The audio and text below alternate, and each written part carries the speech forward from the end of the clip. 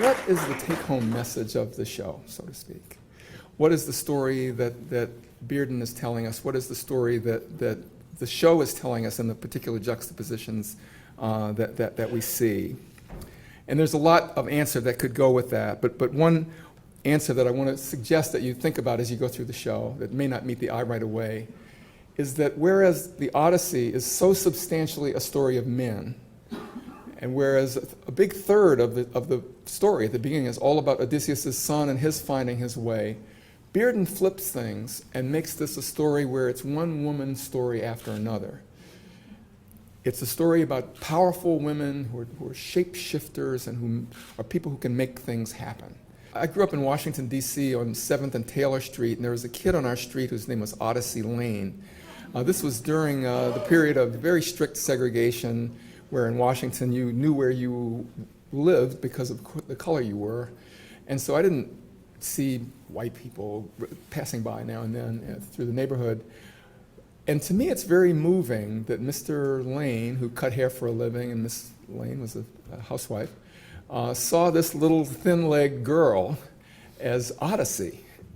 They looked at her, this little brown-skinned child, female, and saw a world traveler, a potential heroic person, a savior in the imagery that we see next door.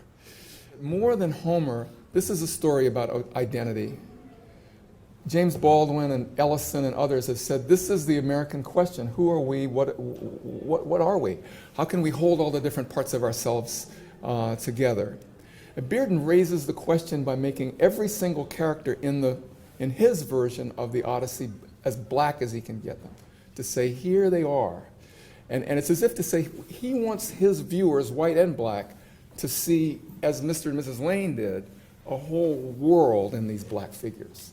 He wants you to reach outside yourself and identify with somebody who may be quite different from yourself and see a world there.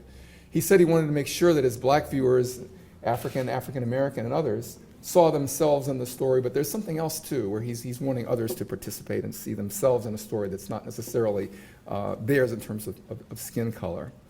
Why did he make all the characters black? Well, did you see the Greek vases in the Met, where the flat black characters, there they are. So he's talking about race, but he's also saying, hey, it's not always only about that. It's about choosing ancestors beyond the usual lines. So okay, Harlem, Charlotte, I choose Homer, I choose Matisse, I choose Africa, I choose Asia, I choose as many sources as I can to do what I am. What is my identity? My identity, as we've heard already, is citizen of the world. I take what I need to make myself bigger and more magnanimous and generous in my personal culture as I go forward. I think the show asks us to do is to think about form. It's a translation, and so what can visual art do that a poem can't do?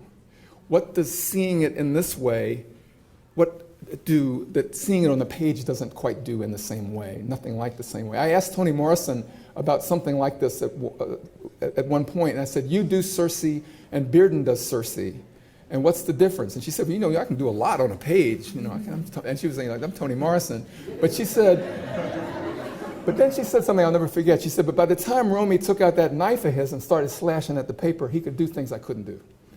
So there's a fierceness in those collages. There's a directness. You can see the edge of the scissors and the knife in the work that makes you think about what collage and what visual art can do that other forms can't do. When he's working on the Iliad series, those pen and ink, I think we might ask ourselves, what can you do in pen and ink? And he does. He's Sergeant Bearden, home from the war, and he's slashing at that paper thinking about war and perhaps how useless and terrible and costly and worth it in some ways, but damn it, not worth it in others. The slashing there, I think, is just something incredible. And so think about the fact that we're looking at the pen and inks from the 40s when you do that.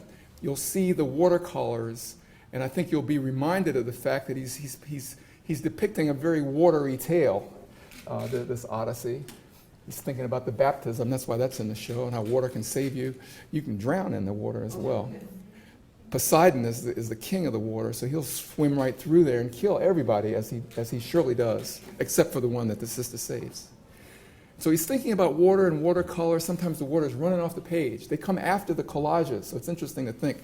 First I'm drawing with scissors, and now I'm drawing in a medium that's less forgiving. I can't go back and put another piece on top. You got sort of one time through. It's a very different medium. So think about media, or mediums, one might say, as you're going through. And finally, these collages, the masterworks of the show. That's why they're given the big room, all the space that they need. And there, I think, the question is identity again.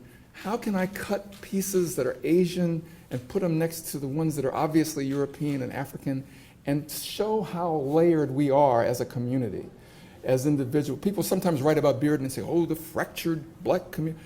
Bearden saw this as a layered, complicated set of people. They're part this and they're part that. They're African, we know that, African, but they also live here so long, they're part of the Native American, part of Euro or American. We adopt these different cultures living in the place that we live in, and nothing says that quite like collage. That we are constructed people. We can tear things away and add a little something else, and I think that's part of the message here. In conclusion, I would say please walk around and see the Dutch masters and see the Chinese calligraphy and see the African iconography, Egyptian and otherwise, and see the Benin right next door to the Matisse, and you'll be seeing things, I think, with the kind of expansive vision that Bearden himself has. See Circe as a power figure, also a woman of the blues. It's not that she's sad all the time. She's sad like Bessie was sad. You know, she been through a lot of trouble and survived it all, and lived to tell about it. And finally, think about Sister Odyssey Lane, and I wonder where she is now. And this idea of seeing in somebody as different from oneself as you can imagine, this possibility of a world traveler who might just dive down and save everybody. Thank you very much.